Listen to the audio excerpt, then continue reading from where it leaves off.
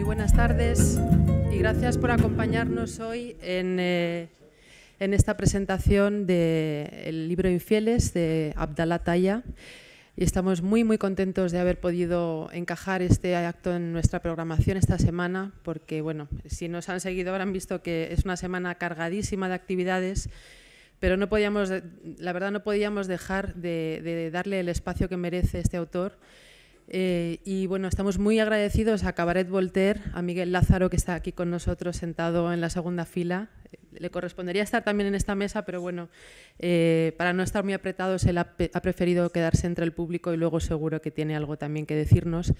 Y como decía, estamos muy agradecidos a Miguel por habernos ofrecido y haber pensado en nosotros para acoger este acto. Y bueno, pues es un acto más en un tipo de literatura que, bueno, como saben, presentamos muchos libros de muchos autores árabes, siempre que pasan por aquí intentamos hacer este hueco, pero en este caso era especialmente para nosotros importante por la singularidad del autor y de los temas que aborda en su trayectoria literaria, y porque realmente pues trae también voz fresca, voz libertaria, como hemos estado comentando antes. Como también la trajo Yumana Haddad, que es otra autora que ha estado esta semana con nosotros, estuvo el lunes aquí y desde otro ángulo, desde otra perspectiva, también ejerce la libertad creadora de una manera muy rotunda. Y por eso esta semana pues, estamos llenos de emoción digamos, por estas voces nuevas que nos acompañan, ¿no?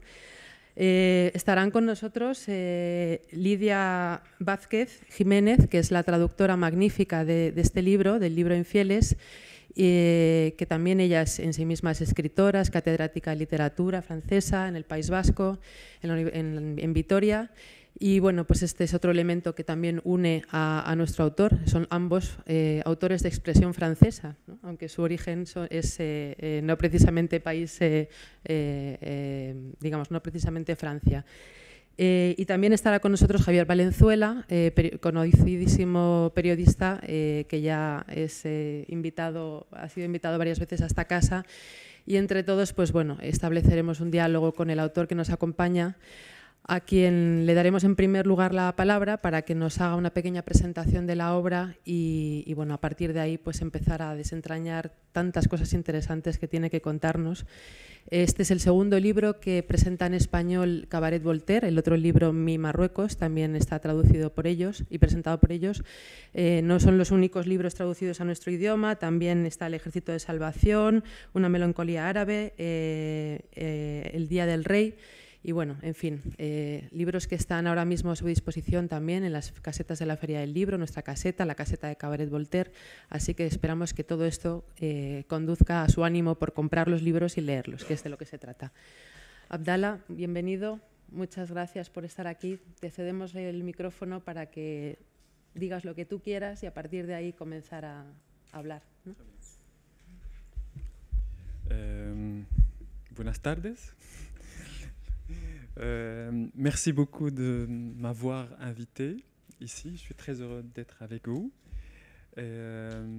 Merci à vous deux d'être là aussi avec moi pour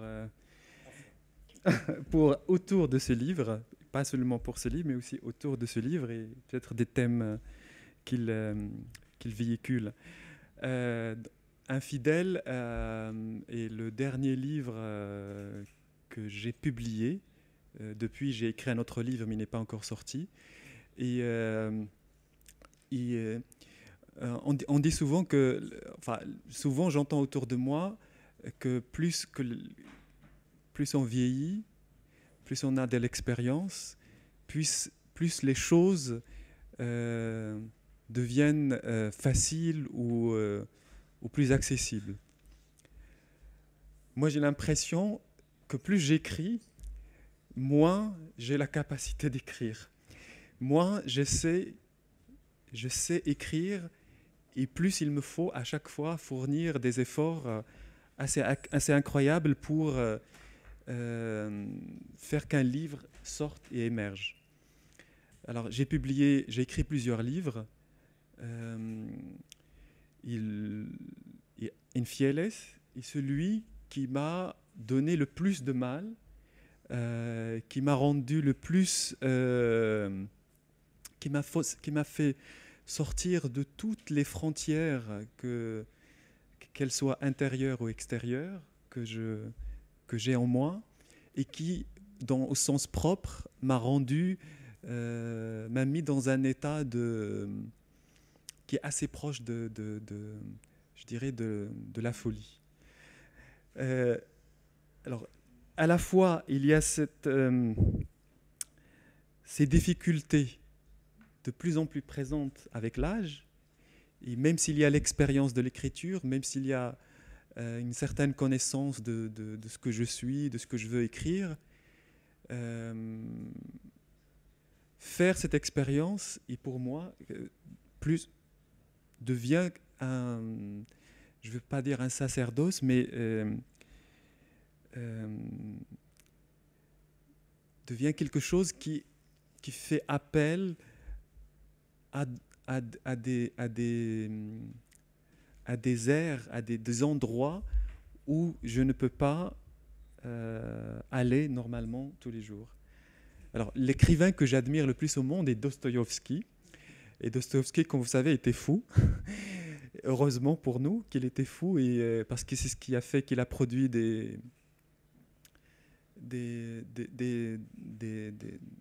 lignes et des livres qui viennent du sous-sol de l'humanité et de la pensée humaine. Il disait souvent que écrire, c'est une conscience sur-aiguë de la vie, de nous dans la vie et des gens qui nous entourent. Et cette conscience aiguë sert la littérature, mais malheureusement ne sert pas l'auteur. C'est-à-dire que j'ai l'impression qu'un livre,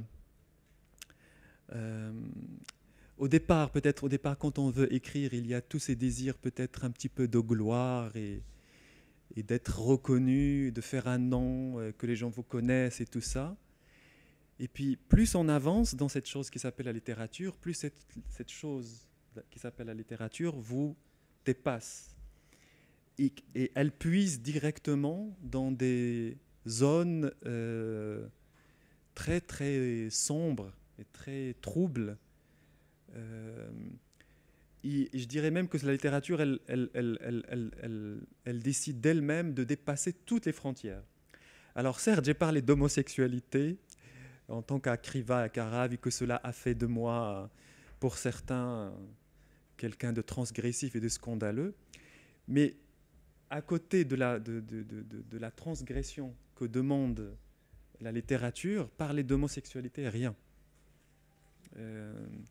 Parce que quand on écrit, quand on est en face du papier, il faut vraiment plus que du courage. Il faut se laisser aller à cette, comment on va dire ça sans être, à cette religion autre qui est en train de s'inventer en vous. Et au fond, ce livre, Infidèle, il parle au fond de cela. Donc voilà, donc je voulais commencer, j'espère que ce n'est pas trop philosophique ce que je dis, parce que j'essaie juste parce qu'il y a toujours cette image de l'écrivain, il y a une image de l'écrivain qui, moi, me gêne, qui est tout le temps installé ou vu, considéré comme s'il était en dehors de l'humanité, en dehors des autres hommes, comme s'il était peut-être supérieur d'une certaine façon aux autres hommes. Moi, je pense que c'est l'inverse. Un écrivain ne peut pas crier, ne peut pas trouver de l'inspiration ou le courage de le faire s'il ne se sent pas au même niveau de folie que tous les êtres humains sur cette terre. Voilà. Je voulais en tout cas insister sur ça. Le fait d'écrire des livres est quelque chose d'important, mais c'est une expérience profonde, folle, dérangeante, qui est tout à fait partageable avec ma mère, avec mes sœurs, Et moi, je refuse cette idée que la littérature, ou que moi, en tant qu'écrivain, je sois, je ne vais pas dire supérieur, mais différent des autres. Ça ne m'intéresse pas d'être considéré comme différent des autres. Ça suffit que je le sois par nature, parce que je suis homosexuel, mais ça ne m'intéresse pas, moi, de me pousser moi-même encore dans cette zone où on dit « Ah, il est différent ». Et voilà, pour commencer. Le livre que j'ai fait, donc Infidèle, vient de toutes ces femmes, de toutes ces histoires de femmes marocaines que j'ai vues pendant de très longues années, dans les années 70, 80 et 90 au Maroc, des femmes, je veux dire, pour moi, ce n'étaient pas des femmes intellectuelles ou bien des femmes extraordinaires au sens médiatique, mais elles étaient extraordinaires dans le quotidien, et elles étaient dans quelque chose de l'ordre du cri par nécessité. C'était des femmes qui criaient. On dit en arabe marocain kiberhou. Et kiberhou, ça veut dire que c'est quelqu'un qui est mis dans une situation, il n'a pas d'autre choix dans une situation très difficile et très dangereuse, et avec toute la société qui lui enlève tout moyen d'exister ou bien de dépasser cette situation dangereuse pour lui. Et la seule façon qui reste, c'est ce cri sauvage, ce cri qui fait qu'on sort des zones de confort où on nous installe, des identités politiques qu'on impose à nous depuis le départ. Et pour moi, les personnes qui criaient le plus, enfin qui criaient surtout, ça a toujours été ces femmes marocaines qui étaient autour de moi. Alors, ça a commencé par ma mère, elle était tout sauf bien élevée, et elle n'osait, elle a toujours osé aller, par exemple, négocier directement avec le monsieur qui tient le magasin d'alimentation générale, tenir le carnet. C'était pas mon père qui négociait avec lui, c'était elle qui négociait. Et quand il fallait se disputer, c'était elle qui se disputait avec lui, c'était pas mon père. Et quand je vois, comme ça, quand je fais un petit regard panoramique autour de moi de toutes ces femmes que j'ai connues au Maroc, il y en a plein qui étaient dans ce même type de courage et d'affirmation par le cri, et je dis bien le cri par nécessité, parce que la société n'encourage pas normalement ce genre de choses. Et puis il y avait aussi pas mal de prostituées marocaines qui, assez étrangement, étaient là, au milieu de nous, pas loin, dans le quartier, qui étaient à la fois rejetées d'une manière sociale, mais en même temps, elles étaient là parce qu'elles servaient à maintenir un certain ordre sexuel au Maroc. C'est évidemment un ordre et une organisation sexuelle au Maroc pas reconnue par le pouvoir, mais le simple fait que ces femmes existaient faisait que ce tissu social, cette société pouvait tenir. Alors qu'en même temps, ces femmes-là étaient totalement, en tout cas officiellement, rejetées. Et donc ici, je parle de ces prostituées parce que l'héroïne de ce livre, Infidèle, c'est une prostituée.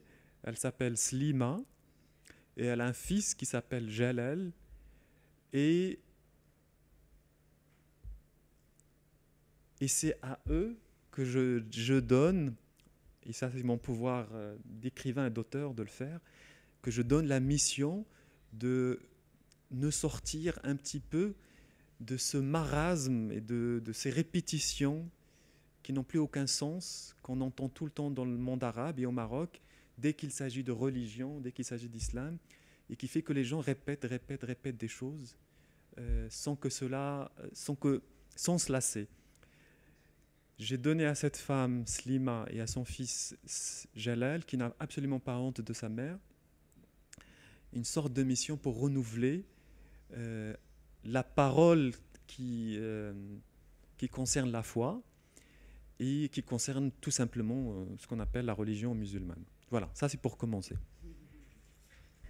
Gracias, Abdallah. Pues Lidia, tú que has traducido la novela y como traductora te has metido en los personajes y los has vivido casi como el propio autor, te damos la palabra. Me imagino que bueno, lo que comentaba Abdallah de lo extraordinario del carácter de Selima, ¿no? Es evidente en la novela, ese homenaje a las mujeres, ¿no? De alguna forma. Yo sí voy a hablar, pensaba que iba a hablar Javier antes. Bueno, o antes, como queráis. Pero bueno, ya que me has preguntado por alusiones, intervengo ya enseguida. Voy a hablar sobre todo de la lengua como traductora, ¿eh? Bueno, esta novela me ha encantado, me parece una novela difícil de entender, tanto para los franceses, donde se publicó en primer lugar, como para aquí, es decir, que me parece una novela valiente, por parte de Abdallah, al que conozco bien porque también traduje Mi Marruecos, y una novela que me encanta. Entonces, pero voy a hablar y luego ya me meteré en todo, porque soy de meterme en todo y literariamente me encanta la novela y todo. Pero voy a hablar de la lengua, sobre todo, entonces, porque creo que es lo que me corresponde. Entonces, es una novela que, como todo lo que escribe Abdallah, yo he traducido 2, pero he leído todo. Parece muy sencillo porque tiene una novela, tiene una forma de escribir aparentemente sencilla, ¿no? Y sin embargo, para mí como traductora me resulta complicadísimo. Estoy acostumbrada a traducir, llevo ya 30 y tantos años traduciendo, aparte de la docencia y de la investigación, me dedico a traducir por vocación, me encanta. Y realmente es uno de los autores más difíciles de traducir para mí. ¿Por qué? Lo voy a explicar y los que han leído esta novela me van a entender enseguida, o los que han leído otras novelas de Abdallah Taya. Los personajes dialogan en general con un interlocutor, puede ser otro personaje de la novela, siempre hay varios personajes que hablan, o puede ser el lector. En cualquier caso, es una voz que sale de las entrañas, es una voz interior, es una voz, no tiene nada que ver con el estilo, es una voz que, en cuanto intento ponerle algo de estilo a Abdallah, falla. Entonces tiene que ser algo que me salga a mí de las entrañas. En ese sentido es prácticamente intraducible, aunque sintácticamente parezca sencillo, es todo lo contrario. Entonces tengo que encontrar esa palabra que no tiene nada que ver con el lenguaje y que tiene que ver todo con el corazón y con las tripas. Eso me cuesta mucho, me encanta, pero me cuesta. Y luego pues también tengo que decir que, aunque no conozco el árabe y lo siento muchísimo porque me encantaría, es una lengua que, a pesar de ser el francés, no la siento como francés, sino la siento como árabe. En ese sentido, o sea, veo el árabe debajo del francés y a nivel de ritmo sobre todo. Entonces le tengo un respeto a esas palabras, a esos sonidos y entonces eso también me cuesta mucho. Es como traducir poesía. Intento respetar los mismos sonidos, porque sé que además debajo de esos sonidos franceses están los sonidos árabes y eso ya salió en Mi Marruecos, pero mucho más en esta novela. Esta novela me ha gustado muchísimo porque es casi como recitar los versos coránicos, ¿no? Es así, como muy de repetición, muy de... No en balde también están todas esas canciones ahí presentes que me ponía para escuchar mientras traducía. Entonces eso me ha impresionado muchísimo porque no se parece en nada a otras traducciones que hago de la lengua francesa, ¿no? Bueno, ahí me quedo.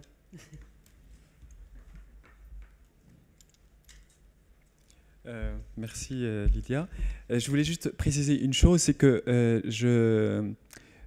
donc ma langue première, c'est l'arabe. Hein.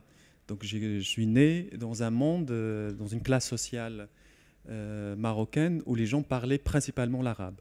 Le français est une langue qui n'est pas maîtrisée par tout le monde au Maroc. Et quand elle est très maîtrisée, c'est surtout par les classes supérieures au Maroc, les grands bourgeois ou bien l'élite marocaine. Donc moi j'ai grandi avec avec l'idée que le français ne pouvait pas être maîtrisé par quelqu'un comme moi. Donc j'ai été élevé avec une sorte de rejet mutuel de la part de cette langue et de ma part, parce que quand je me suis rendu compte que cette langue me rejetait, parce que c'était la langue du pouvoir au Maroc et la langue des riches au Maroc, et donc je ne pouvais pas l'accepter, donc par sorte de fierté enfantine, j'ai fait la même chose, une sorte de rejet de cette langue. Et je me suis juré que jamais je ne parlerai cette langue, jamais je vais la maîtriser.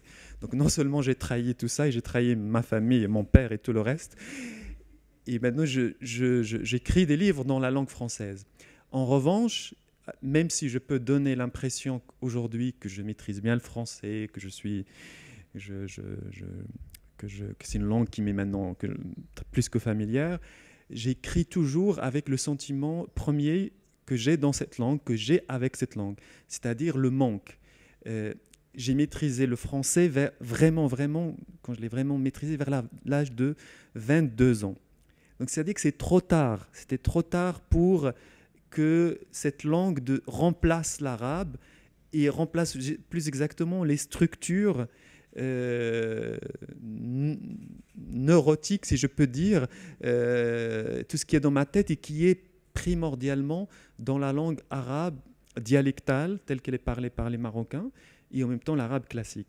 Donc ce qui fait que quand j'écris, c'est juste pour expliquer ce que vient de dire Ladia, quand j'écris, et ce dont Lydia parle, le français simple, des mots simples et tout ça, j'ai toujours ce sentiment que je suis nul devant la langue française, que je ne serai jamais aussi bon que Jean-Paul Sartre ou que Simone de Beauvoir, et que moi-même, quand je lis ces gens-là, je n'ai pas l'impression que je pratique le même français qu'eux, et que je n'ai absolument pas les mêmes bases théoriques et les mêmes...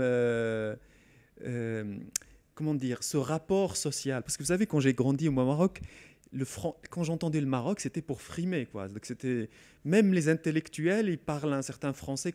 Quand ils se mettent à parler français, c'est, voilà, le monde doit se taire.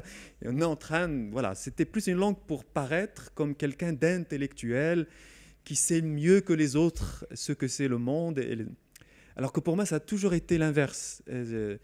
D'une part, parce que je pense sincèrement que je n'ai pas les bonnes bases de cette langue, pour la simple raison que je ne les ai pas eues au bon moment, c'est-à-dire tôt, et que quand je me mets à écrire, je pense que les mécanismes de l'écriture qui se mettent en action, en branle, ne peuvent pas commencer à l'âge de 22 ans.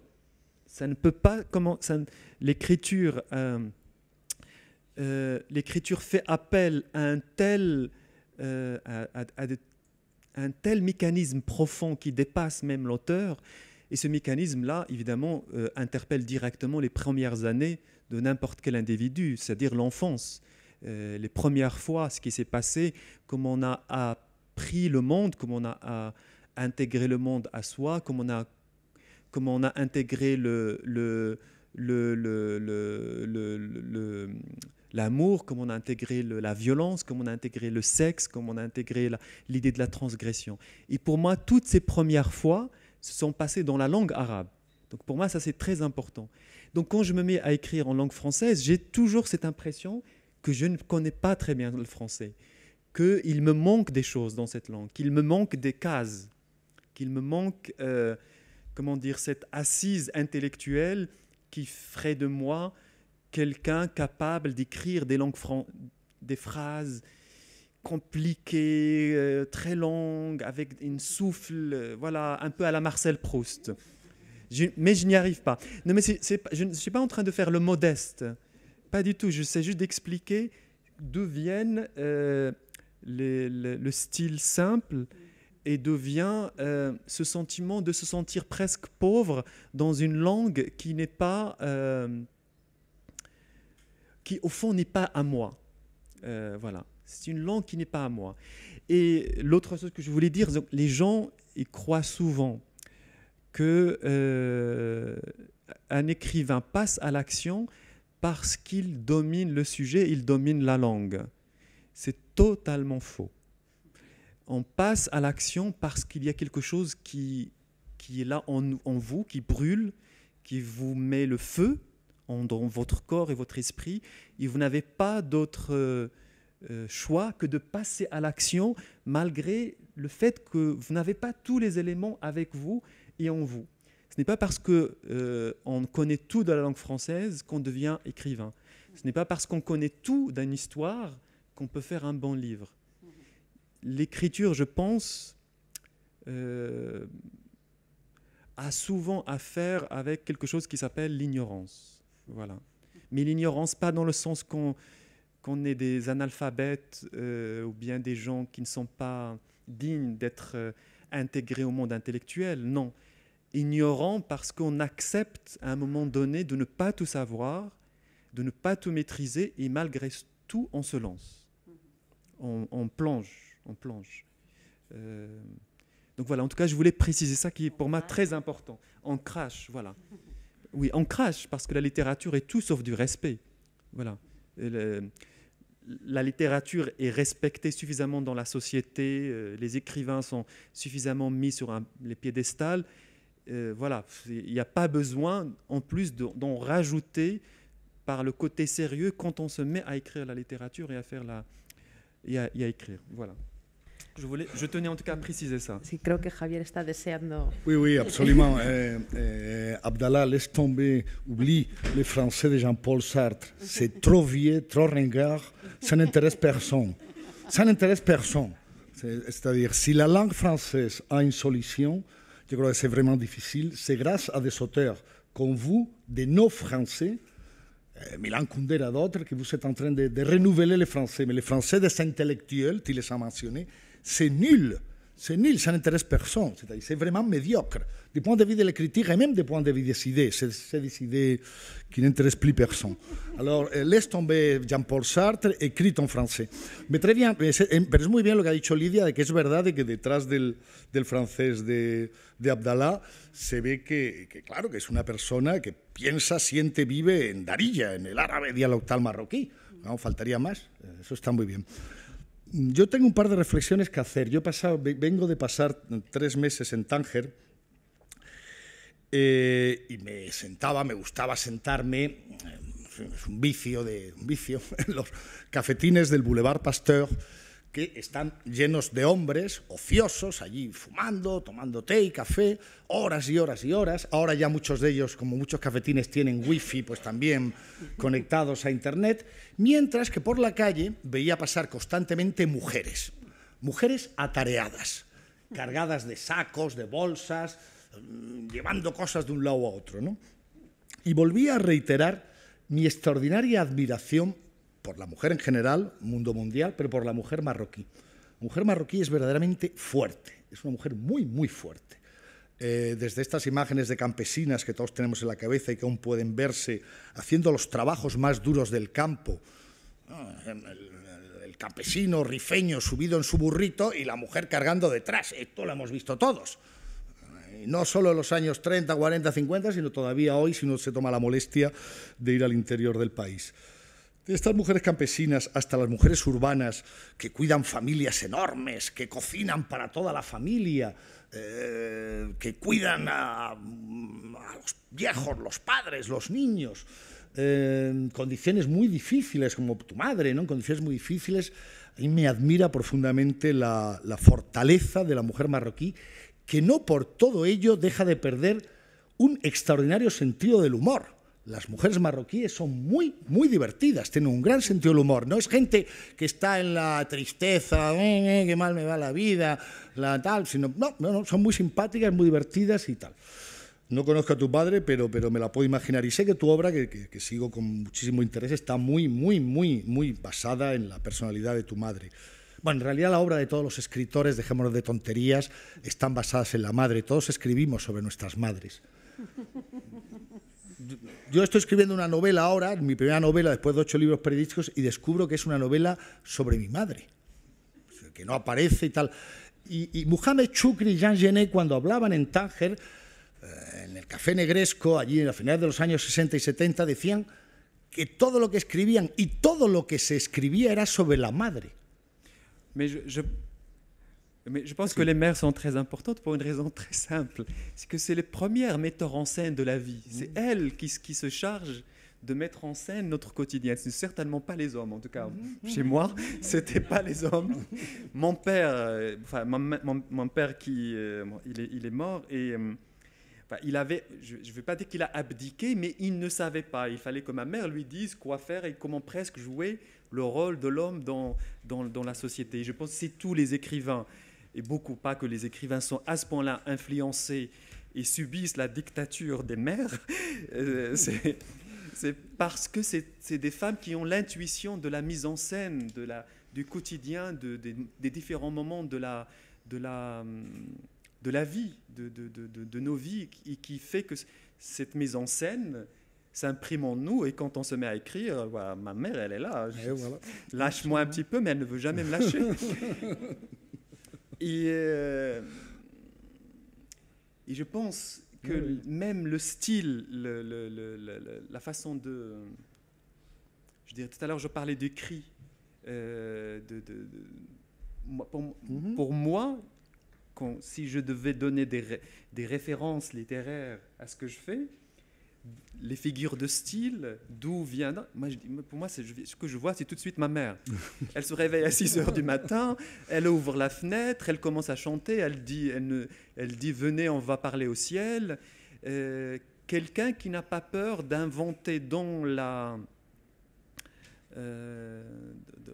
réalité des gestes extraordinaires, qui sont très simples, bien sûr. Quelqu'un qui est à côté des autres et qui tout d'un coup se met à chanter, à inventer des chansons, ou bien qui arrive à vous faire croire que ce qu'il est en train d'inventer est non seulement crédible, mais suffisamment fort pour que vous le rejoigniez dans cette folie douce qui est la vie. Donc je pense que les mères sont on est sur les premières metteurs en scène. Donc voilà, et puis de toute façon, la mère, évidemment, donc, pour ce qui me concerne aussi moi, c'est ma mère, c'est l'arabe, donc la langue arabe, donc voilà, ça ne peut pas... donc quoi que je fasse dans ma vie, je ne pourrai jamais enlever ce premier goût, mais quand je dis presque goût, c'est un goût physique, puisque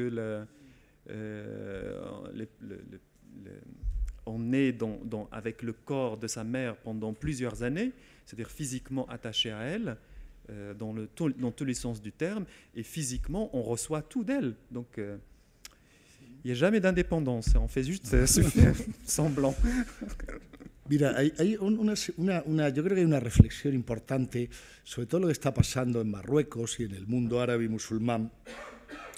Vamos a ver cómo lo digo. Interpretarlo en términos politiqueros no lleva a ninguna parte. Yo lo que creo que está pasando en el mundo árabe es la emergencia del individuo. O sea, el mundo árabe es un mundo que está basado en la idea de la comunidad, la umma, la familia, el clan, la tribu, al-Watam, la nación, la patria, la umma al-arabía, la comunidad de los árabes, o la umma al-islamía, la comunidad de los musulmanes. El individuo está negado históricamente en el mundo árabe. También lo estaba en Occidente, pero ¿qué es lo que pasa en Occidente? El siglo de las luces, el siglo XVIII, es el siglo de la emancipación del individuo. Bueno, ya llevamos 2 siglos ahí, evidentemente los reaccionarios intentan hacernos volver a la iglesia, a la patria, a la nación, cosas de este tipo, mientras que nosotros estamos todo el tanto luchando por ser individuos diferentes, cada cual como es. Y en el mundo árabe lo que estamos viendo en los últimos años es la emergencia del individuo. Esta es la clave de la primavera árabe que tú apoyas, yo también. Con lo que pasa con la primavera es la reivindicación de los jóvenes árabes que dicen de la libertad y la dignidad, o sea, de su individualidad. En literatura es lo mismo.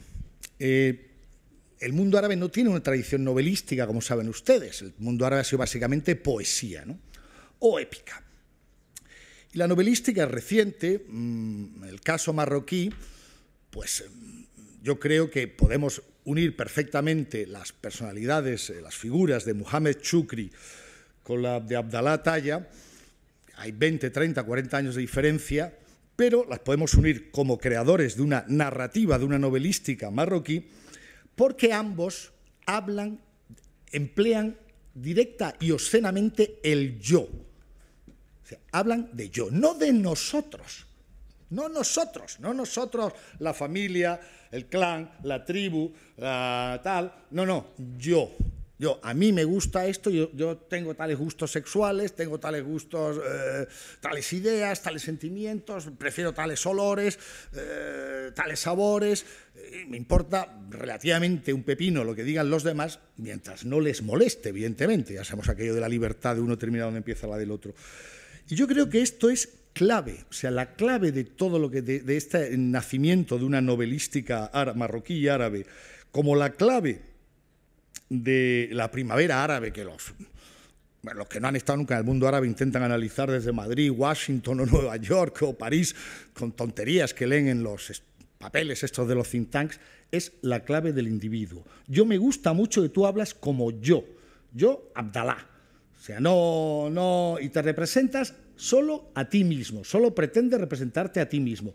¿Qué es lo que le pasaba a Shukri? Pero a Shukri le pasaba lo mismo que a ti, que decía, no, es que no es un escritor marroquí, es que no es un escritor musulmán. No, pues mire usted, pues si se pone en ese plan, no lo soy yo mismo. Alors, je suis d'accord et pas d'accord avec vous. Alors, d'accord sur grosso modo, il y a le groupe dans le monde arabe, le monde musulman, et l'individu officiellement n'existe pas. Mais ça, c'est la vision officielle de la société et la vision, ce qu'on donne, ce qu'on dit sur ce monde et comment ces gens-là sont perçus de l'extérieur. Je dirais même comment ces gens-là parlent même d'eux-mêmes. Ils disent, nous, c'est le groupe, nous, on est des musulmans, etc. Mais ça, c'est la vision, comment dire, officielle. Ce qu'on vit à l'intérieur quotidiennement, et autre chose. Je veux dire, ce n'est pas, c'est pas parce que moi je suis homosexuel et que j'ai parlé d'homosexualité que je suis plus transgressif que ma sœur, que je suis plus transgressif et plus courageux que ma mère, que j'ai un désir de me libération plus fort que mon petit frère. C'est l'inverse. Ce qui est problématique dans le monde arabe, c'est la vision politique et les identités politiques imposées aux Arabes par les gens qui les dirigent. C'est dit, voilà, c'est ça, ce que vous allez... Mais ce qu'on vit à l'intérieur, ma mère qui va et qui négocie avec le monsieur de l'alimentation générale, moi j'appelle ça déjà de la résistance. Ma mère qui économise de l'argent pour construire encore un étage de notre maison et qui le fait sans autorisation officielle, ça, j'appelle moi ça de la résistance. Certes, il n'existe pas beaucoup de gens et peut-être beaucoup peut-être, disons, d'écrivains, en tout cas comme moi, qui parlent d'homosexualité et tout ça, mais je ne veux pas, et ça pour moi c'est extrêmement important, je ne veux pas, même si je déclare et j'assume et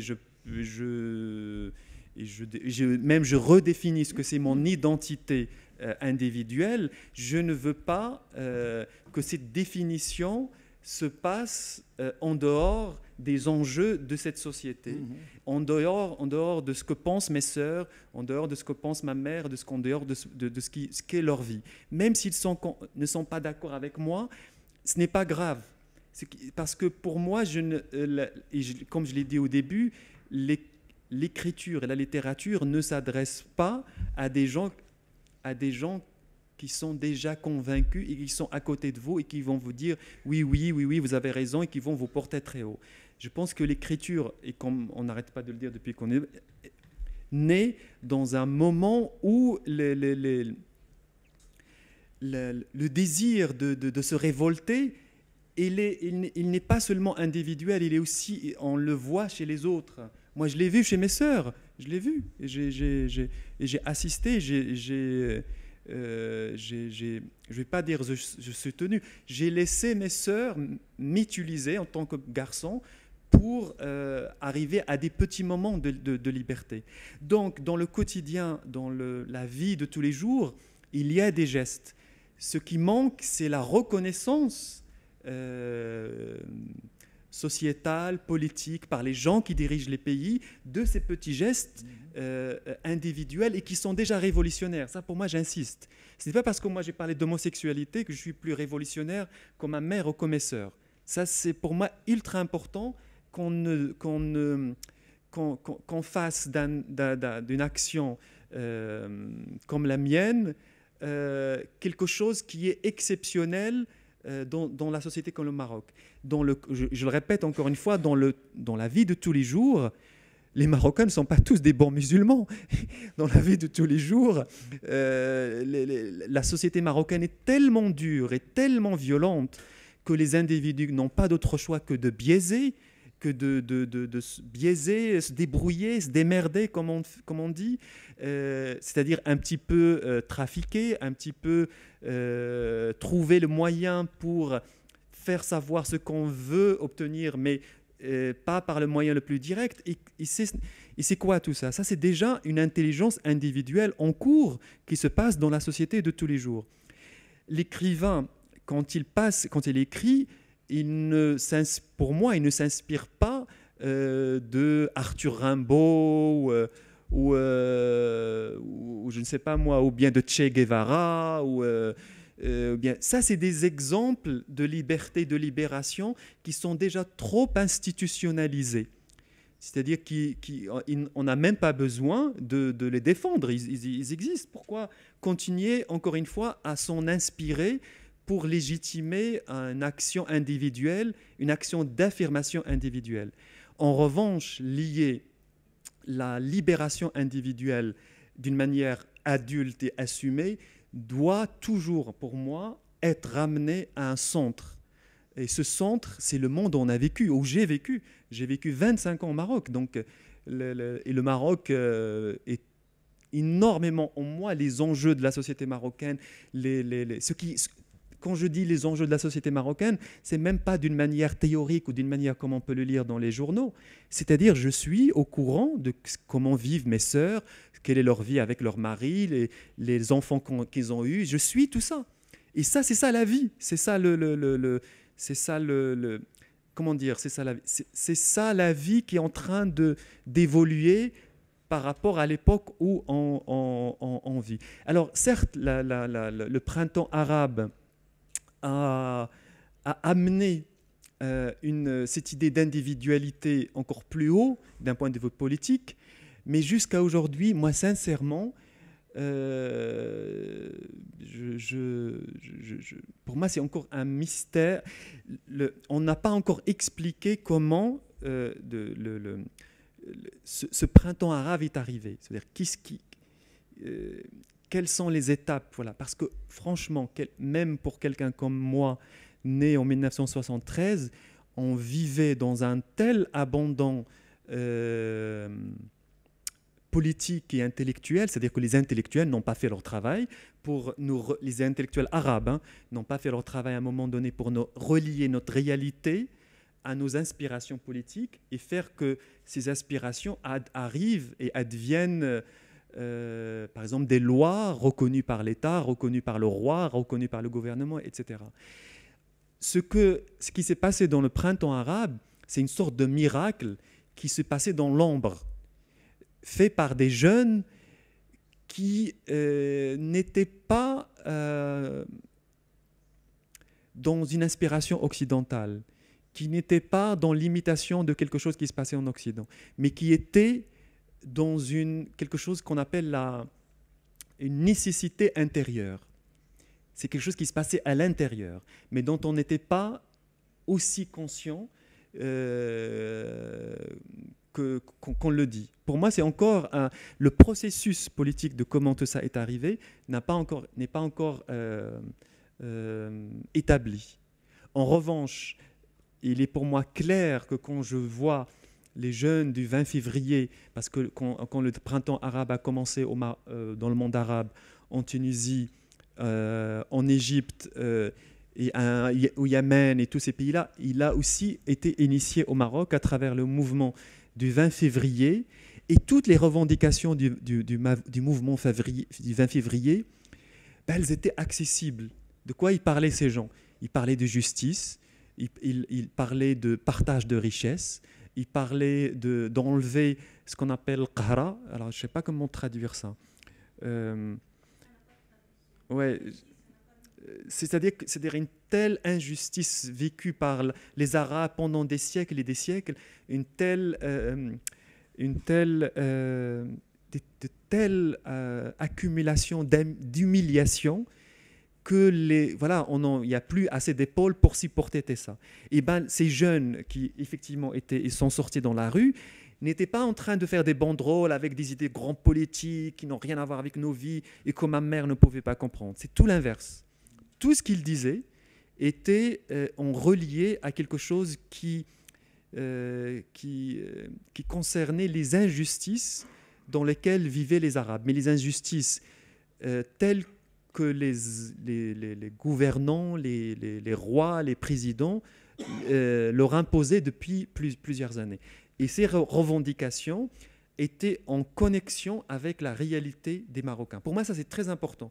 Il ne faut pas qu'on refasse encore une fois l'erreur de faire comme si cette révolution, faire de cette révolution une chose dissociée de la vie des gens et comment ils vivent. Voilà. Pour moi, ça c'est très important à clarifier. Je reviens 1 minute seulement, très modestement. Pour relier les deux, je crois que vous êtes complètement d'accord. Moi, je crois que vraiment, ce que tu parlais de l'émergence de l'individu est très important. Ce que tu dis, c'est vrai. Et je crois que ça se voit très bien dans le livre. Je le dis comme lectrice, là, même pas comme traductrice. C'est-à-dire qu'il y avait ça déjà dans la société marocaine et dans la société arabe. Et ça passait surtout par les femmes.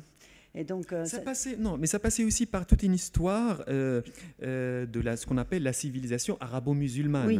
C'est-à-dire, c'est pas parce que les Arabes, à un moment donné, ont décidé de fermer la porte et de tourner le dos à ce qu'ils ont inventé de libre, que les exemples de liberté dans ce qu'on appelle donc l'histoire arabo-musulmane, ces exemples-là existent toujours. Et, on est en Espagne, il suffit de penser à l'Andalousie, ce qui a été inventé en Andalousie en tant que pensée, en tant qu'architecture. C'est des exemples de liberté et de pensée. Donc, pour moi, si j'insiste toujours tout ça, c'est parce que les Arabes vivent eux-mêmes dans une telle, propre hogra, si je peux dire, une telle soumission, voilà. Ils sont eux-mêmes, se soumettent par eux-mêmes, par quelque chose, et cette soumission, évidemment, est instrumentalisée politiquement. Donc, c'est comme si leur passé historique, c'est comme si dans leur passé, il n'y avait pas des exemples qui peuvent se réapproprier et utiliser comme un moyen d'affirmation, quel que soit le type d'affirmation qu'ils veulent aujourd'hui. C'est comme si les Arabes, à la fois, ils sont fiers d'être arabes et d'être musulmans, mais ils ne sont pas connectés à ce qui a été inventé auparavant dans leur propre sphère géographique et historique. Et voilà, donc entre excuse-moi, je t'ai arrêté. Non. Parce que parce que pour moi, ça c'est très important. Et donc, alors que pour moi, dans la vie quotidienne des Marocains, dans ce que ma mère faisait, dans ce à quoi j'étais témoin, mais je dis dans l'intime de l'intime, ce n'est pas des choses qui sont revendiquées, il y a des choses qui sont de cet ordre-là. Et voilà, je m'arrête. Je voulais justement dire que moi je reviens au roman. Hein. Non, mais tu as raison, mais je crois que c'est ce qui intéresse au public aussi. Mais moi ce qui m'intéresse, c'est ton roman. Alors en revenant à ton roman, pour moi, dans ce que tu racontes se voit très bien chez les femmes de ce roman. Djellal, moi, c'est une figure à part, donc on peut en reparler. Mais alors, ce sont ces femmes qui sont déjà héroïnes, hein, qui font leur printemps arabe depuis bien longtemps, hein, et qui sont là à être des martyrs, des saintes, hein, des héroïnes, hein, comme l'a été ta mère, comme tu en as parlé. Hier, on n'en a pas parlé. J'avais envie de parler d'elle, c'est bien qu'on en parle aujourd'hui. Et donc, pour moi, c'est ça qui me touche, c'est-à-dire qu'il y a ce sentiment de révolte qui est dans le peuple arabe comme dans tout peuple. Hein. On est opprimé et on s'en sort. Et donc ça, dans ton roman, ce sont les femmes, hein, qui sont là, très fortes. Donc c'est la grand-mère, c'est la mère. Après, Abdellah fait une trilogie. Donc on va avoir le 3e livre où il y a vraiment la fille, hein, qui est une héroïne. Et donc à chaque fois, ce sont ces femmes très fortes qui se révoltent.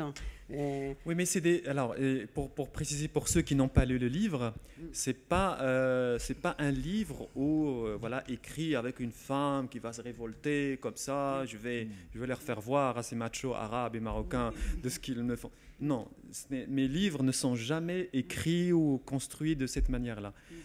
Pour résumer, c'est toujours des fragments, des petits bouts de vie qui met les uns à côté des autres, donne un certain sens qui se rapproche de la révolte, même quand cette révolte est avortée. Mais si j'ai écrit ce livre, ce n'est absolument pas pour dire la révolte ou bien pour dire combien les femmes marocaines sont héroïques, mais pour dire une idée très très simple, le besoin de renouveler la question de la foi, ce qu'on appelle la foi, al-iman. La foi ne peut pas être seulement, on ne peut pas laisser aux autres prendre tout le champ, tout l'espace pour dire c'est ça la foi, et si tu n'es pas comme ça dans cette foi-là, donc tu n'es pas un bon musulman, tu n'es pas un Marocain, tu n'es pas un Arabe, et donc tu mérites d'aller en enfer. Et pareil, là je ne parle même pas des islamistes, hein, parce que les islamistes c'est l'extrême de l'extrême. Ça c'est quelque chose qui existe aussi dans la société marocaine, que dès quelqu'un essaye de réfléchir ouvertement sur ce qu'on dit al-iman, la foi, et le besoin de renouveler personnellement cette question-là par rapport dans le monde où on vit, cette interdiction est quelque chose qui est devenu de très très d'asphyxion. Cela asphyxie les vies, cela asphyxie plus que les vies, cela asphyxie les gestes politiques. Cela arrête les gestes politiques qui peuvent permettre à une société d'évoluer politiquement et se reconnaître dans ce qu'elle a de plus inspirant. Et donc j'ai estimé que pour renouveler cette idée de la foi, quoi de mieux qu'une prostituée marocaine et son fils, 2 personnes totalement rejetées par le monde où ils vivent, mais qui, eux, ne cessent d'exprimer leur appartenance à ce monde et au signe de ce monde, tout en apportant quelque chose de je ne vais pas dire de nouveau, mais quelque chose de frais. Alors certes, leur vie dans ce roman va passer par des étapes très très dures et politiquement très dures, et par une violence extrême du Maroc vis-à-vis d'eux, une expulsion. Mais les désirs, au fond, d'apporter quelque chose de frais, va faire qu'ils vont rencontrer Marilyn Monroe, d'abord, parce qu'il y a Marilyn Monroe dans ce livre. Et il y a un film de Marilyn Monroe qui s'intitule El Río de No Retorno. La rivière sans retour. Et au moment où quand ce film apparaît devant les personnages sont subjugués par le film, et le film entre dans le livre. Et le livre devient le film, et le film devient le livre. Et cette sorte de, comment dire, de mariage impie, si je peux dire, va donner quelque chose de, en tout cas que j'estime moi et j'espère, de poétique et de beau et de frais. Voilà. Mais le livre parle principalement de ce désir de je ne sais pas comment dire. Ce n'est pas parce que je suis homosexuel que je ne suis pas musulman.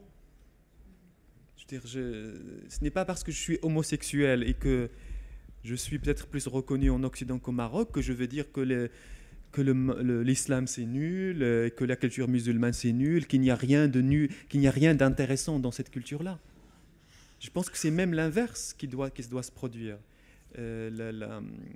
S'il y a la possibilité d'écrire, c'est la possibilité de s'exprimer.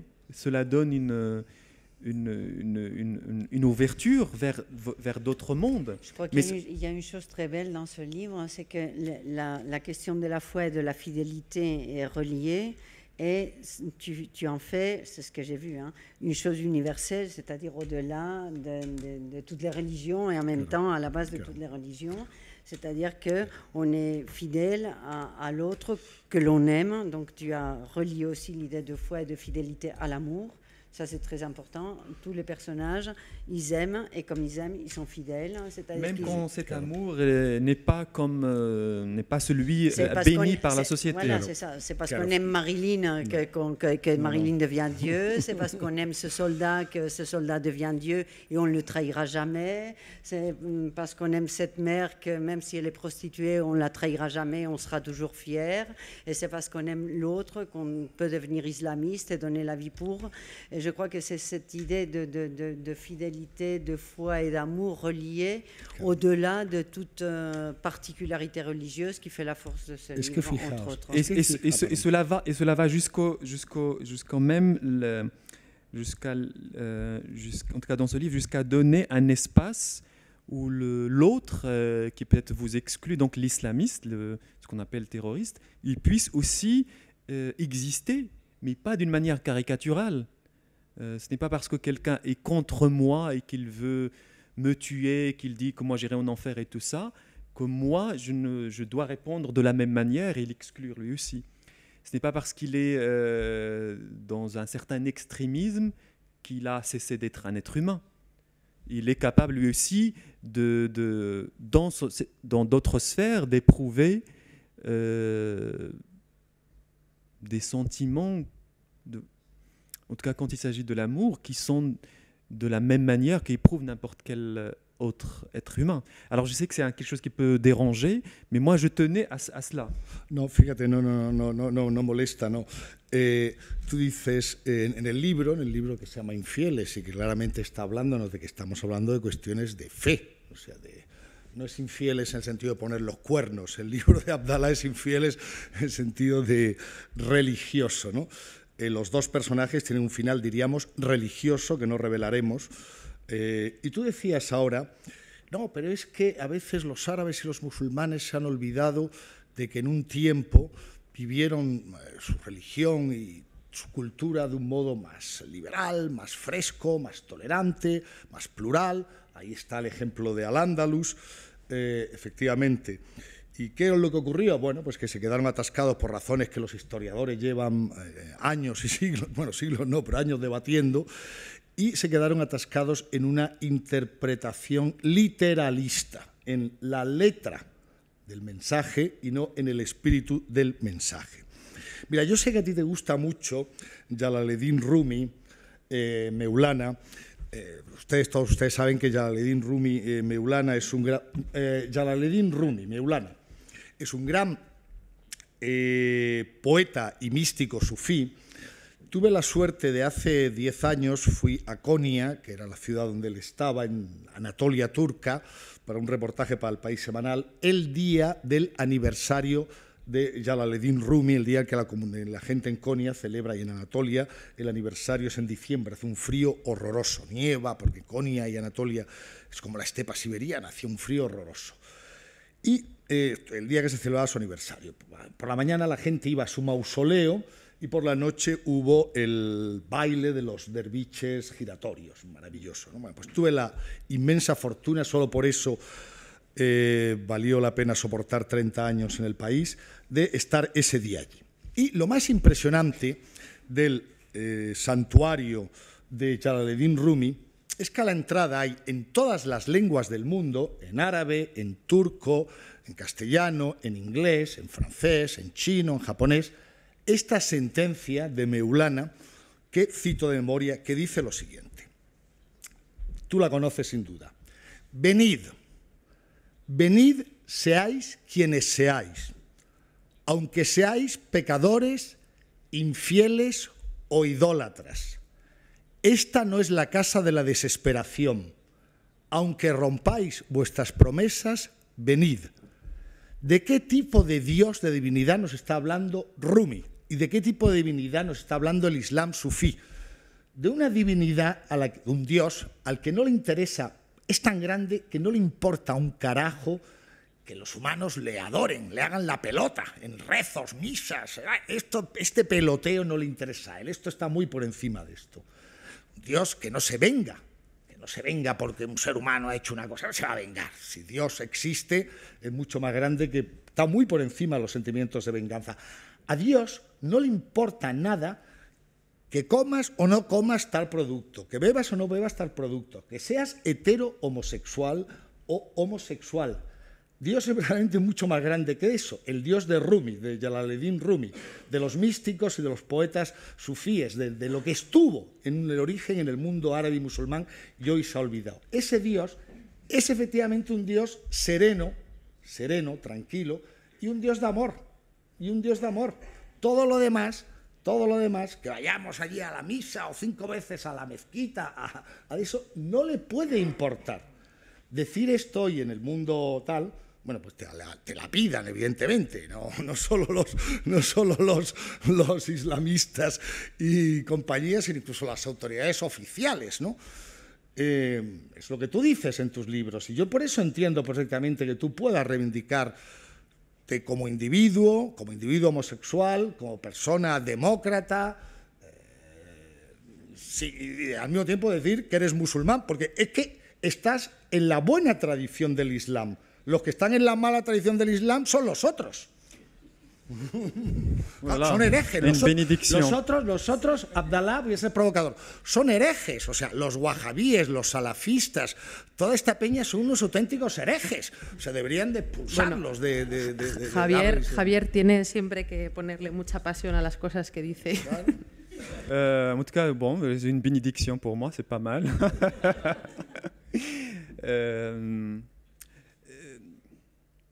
Alors, certes, les Arabes, à un moment donné, ils se sont arrêtés à une interprétation trop petite de ce qui est dit dans le Coran et tout ça. Mais quand même, quand on voit l'histoire des Arabes et des musulmans, vous connaissez qui est Ibn Khaldoun.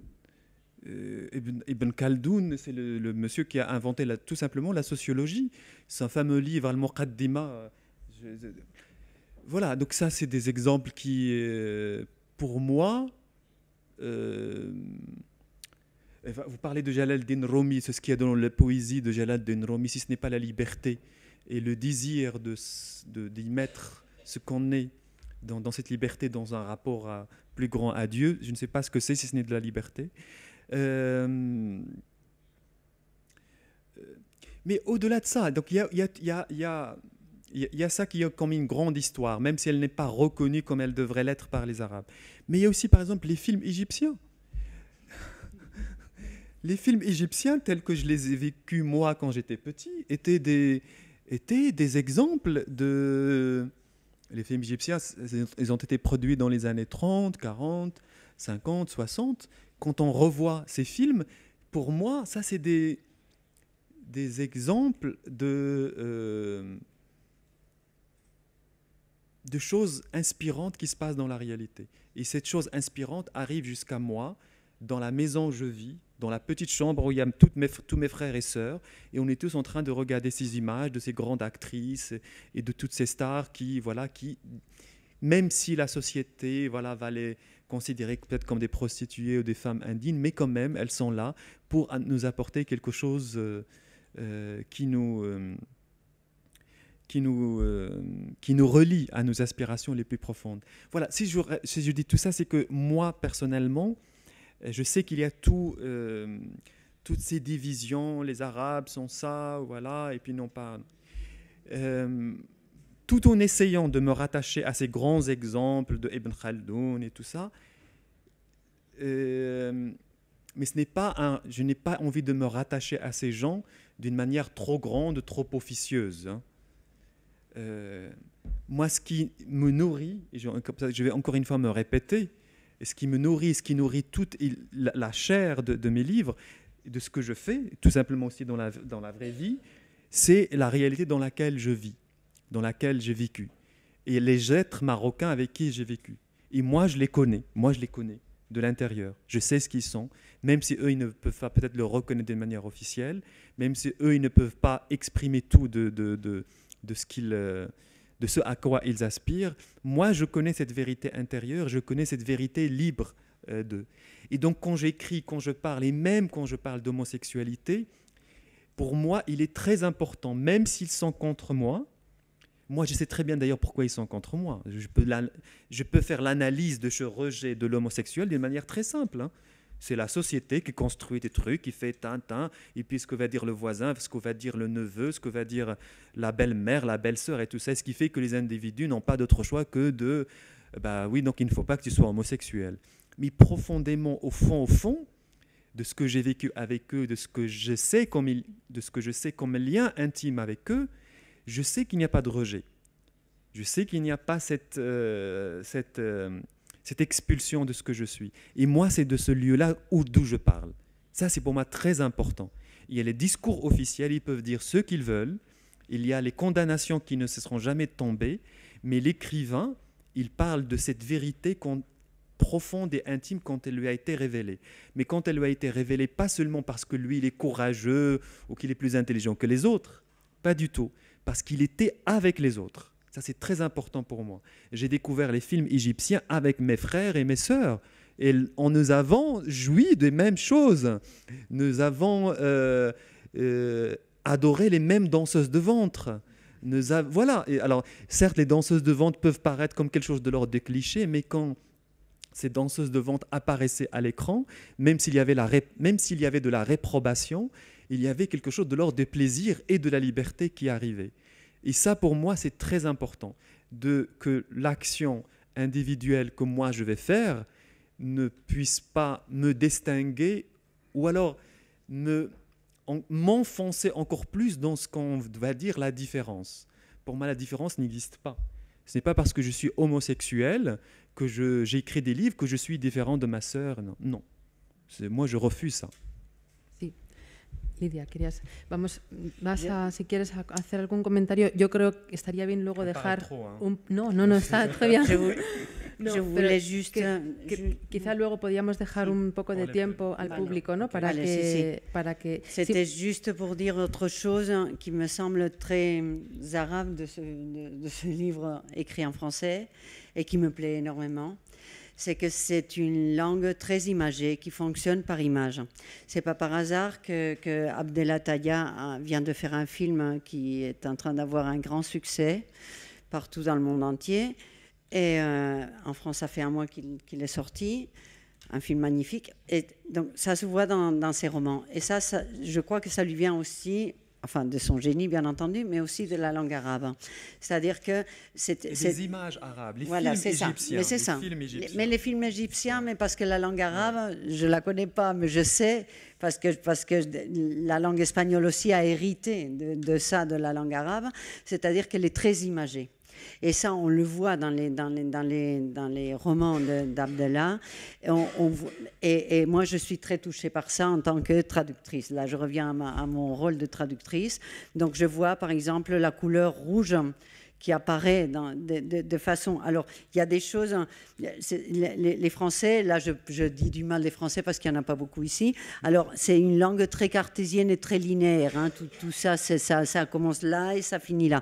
Alors que nous, on fonctionne plus par sauts. Hein. Et là, on voit dans les romans d'Abdellah qu'il y a des sauts. Et les sauts, ça fonctionne par image. Et donc, c'est l'image du rouge. Et c'est ce rouge du tombeau du petit gamin qu'on découvre mort 3 mois après par le froid. C'est une image terrible.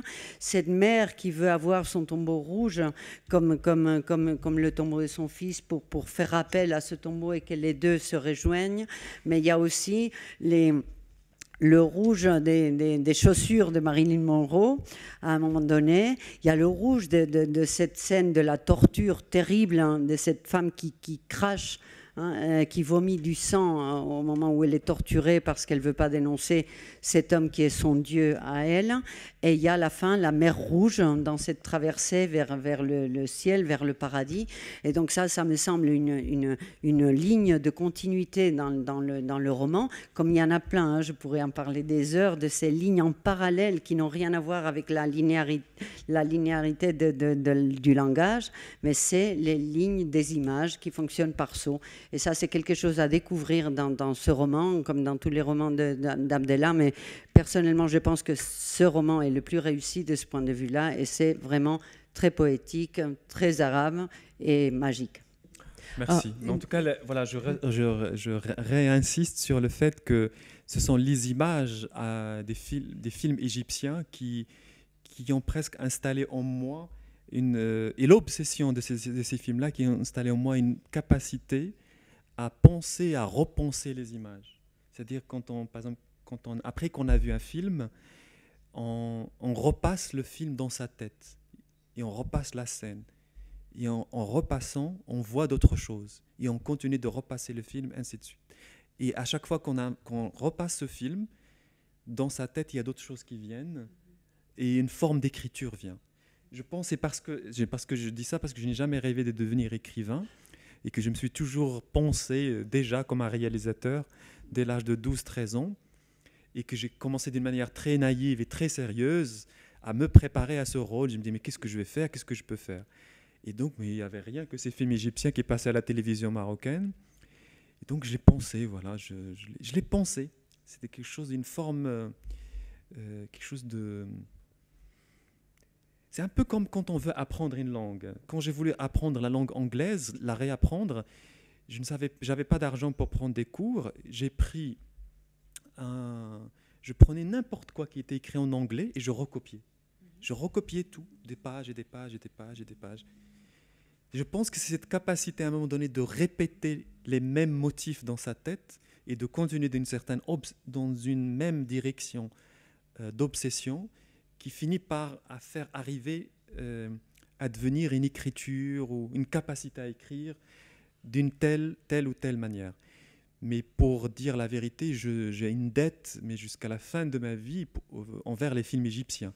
S'il n'y avait pas les films égyptiens, je ne sais pas ce que je serais devenu. Je pense même que l'homosexuel que je suis est tellement influencé par les films égyptiens, les actrices égyptiennes. Malheureusement, je ne sais pas danser la danse du ventre comme certaines actrices, mais Dieu sait que j'ai essayé plusieurs fois de le faire. Je ne sais pas comment vous dire, c'est que tout d'un coup, quand il y avait un film égyptien, c'était la vie en puissance 1000. Voilà, il y a une projection de nous, et il y avait ma mère, mes sœurs, et on était corps à côté les uns des autres, et on recevait tout ça ensemble. Donc, même si PD que j'étais, ce PD était à côté d'eux, et il recevait les mêmes images qu'eux. Et ça, c'est très important. Voilà.